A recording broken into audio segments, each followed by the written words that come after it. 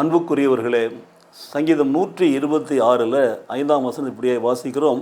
கண்ணீரோடு விதைக்கிறவர்கள் கம்பீரத்தோடு அறுப்பார்கள். கண்ணீரோடு விதைக்கிறவர்கள் கம்பீரத்தோடு அறுப்பார்கள். அடுத்த வசனத்தில் வாசிக்கிறோம். அள்ளி தூவும் விதையை சுமக்கிறவன் அழுது கொண்டு போகிறான், ஆனாலும் தான் அறுத்த அரிகளை அவன் சுமந்து கொண்டு கம்பீரமாக திரும்பி வருகிறான் என்று சொல்லி ஆண்டவராகிய இயேசு கிறிஸ்து நாமத்திலே உங்களை நான் வாழ்த்துகிறேன். ஜெபத்தை குறித்தான இந்த 2 வசனங்களும் நமக்கு உணர்த்துகிற காரியம் என்னவென்று சொன்னால், கண்ணீரோடு நாம் ஏறெடுக்கிற ஜெபத்தை கர்த்தர் கேட்கிறார். கண்ணீர் ஜெபத்திற்கு உடனடியாக பதில் உண்டு. அது ஆசீர்வாதமான ஒரு பதிலாக கூட அமைகிறதை நாம் பார்க்கிறோம். எனக்கு பிரியமான சகோதர சகோதரிகளே, இந்த சங்கீதம் 126 நாம் வாசிக்கிற பொழுது மிக தெளிவாய் சொல்லுகிறது பாருங்கள். சீயோனின் சிறையிருப்பை திருப்புகிற பொழுது என்று சொல்லப்பட்டிருக்கிறது. கர்த்தர் விடுதலை ஆக்குகிற பொழுது, கர்த்தர் நம்முடைய வாழ்க்கையில் பெரிய காரியங்களை செய்கிற பொழுது என்று எழுதப்பட்டிருக்கிறது. எப்படிப்பட்ட சூழ்நிலையில் நாம் கர்த்தரிடத்திலே கண்ணீரோடு ஜெபங்களை ஏறெடுத்தால் நிச்சயமாகவே நம் ஜெபங்களுக்கு உடனடியாக பதில் வருகிறது.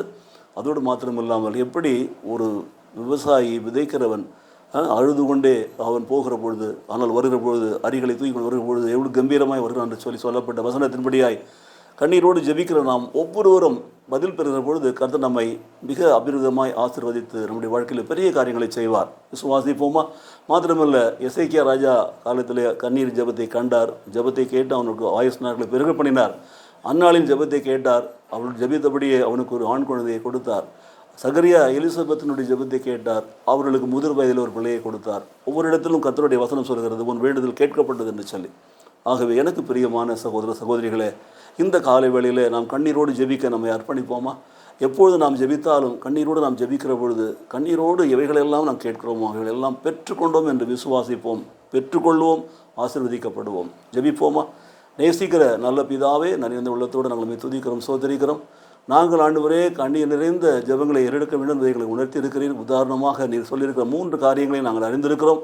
ஆகவே எங்கள் வாழ்க்கையில் கூட எல்லா சூழ்நிலையிலும் ஆண்டவரே நாங்கள் கண்ணீரோடு ஜெபிக்கிற பிள்ளைகளை எங்களை நடத்தி எங்கள் ஜெபங்களுக்கு பதில் கொடுத்து எங்களை ஆண்டவரை கம்பீரமாய் நிமிர்ந்து நமக்கு சாட்சியாய் வாழ எங்களை ஆசீர்வதிப்பீராக. இயேசு கிறிஸ்து நாமத்திலே பிதாவே. ஆமென், ஆமென்.